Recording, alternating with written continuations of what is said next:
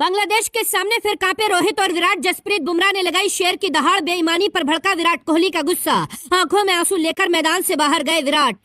बिहार के लाल आकाशदीप ने तोड़े स्टंप। जसप्रीत बुमराह की ओर कर देखकर बल्लेबाज दंग।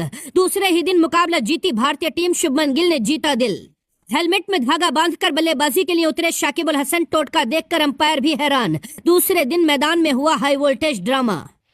पहली पारी में टीम इंडिया ने 376 रन का विशाल स्कोर बनाया था।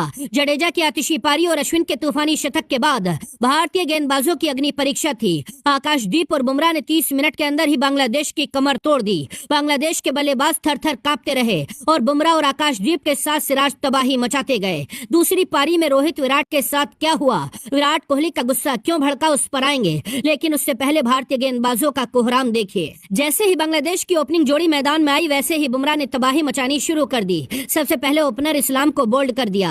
इसके बाद बिहार के लाल आकाशदीप ने दूसरे ओपनर जाकिर हुसैन के स्टंप उखाड़ दिए। तीसरे बल्लेबाज कप्तान मोमिनुल मैदान में आते हैं। आकाशदीप ने पहली ही गेंद पर मोमिनुल के भी स्टंप बिखेर दिए। इसके बाद 8 रन के निजी स्कोर पर बुमराह ने मुशफिकुर रहमान को भी कैच आउट करा दिया। सिर्फ 36 रन पर बांग्लादेश के 4 विकेट गिर गए थे। इसके बाद सिराज ने भी कहर बरपाया और कप्तान शंटो को पवेलियन लौटा दिया। मैच से पहले शंटो ने भारतीय टीम को हराने की चेतावनी दी थी, लेकिन 20 रन बनाकर ही कैच थमा गए। बांग्लादेश के लिए शाकिब अल हसन ने सबसे बड़ी 32 रनों की पारी खेली और बांग्लादेश की पूरी टीम 149 रन बनाकर ढेर हो गई। यानी पहली पारी में ही टीम इंडिया ने बांग्लादेश पर 227 रनों की बढ़त बना ली थी। अब दूसरी पारी में बल्लेबाजी के लिए मैदान में आती है भारतीय टीम। रोहित और यशस्वी की जोड़ी ओपनिंग में आती है। यशस्वी जायसवाल सिर्फ 10 रन बनाकर आउट हो गए।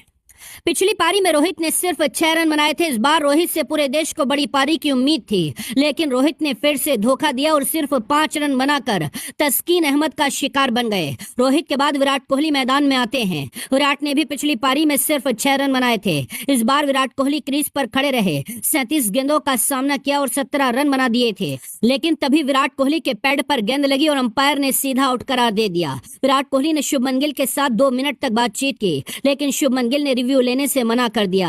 जैसे ही विराट कोहली मैदान से बाहर जा रहे थे, रिप्ले में दिखाई दिया गेंद पैड से पहले विराट कोहली के बल्ले में लगी थी। यह नजारा देखकर रोहित और विराट दोनों हैरान रह गए। हालांकि इसके बाद शुभमन गिल ने शानदार बल्लेबाजी की। अभी भी शुभमन गिल 33 रन बनाकर क्रीज पर नाबाद खड़े हैं। उनके साथ ऋषभ पंत ने भी 12 रन बनाए, जिसमें एक छक्का जड़ा है। दूसरे दिन टीम इंडिया के 3 विकेट गिर गए और भारतीय टीम ने बांग्लादेश पर 308 रनों की लीड हासिल कर ली। यानी दूसरे ही दिन भारतीय शेरों ने जीत का झंडा गाड़ दिया है। इस मैच में शाकिब अल हसन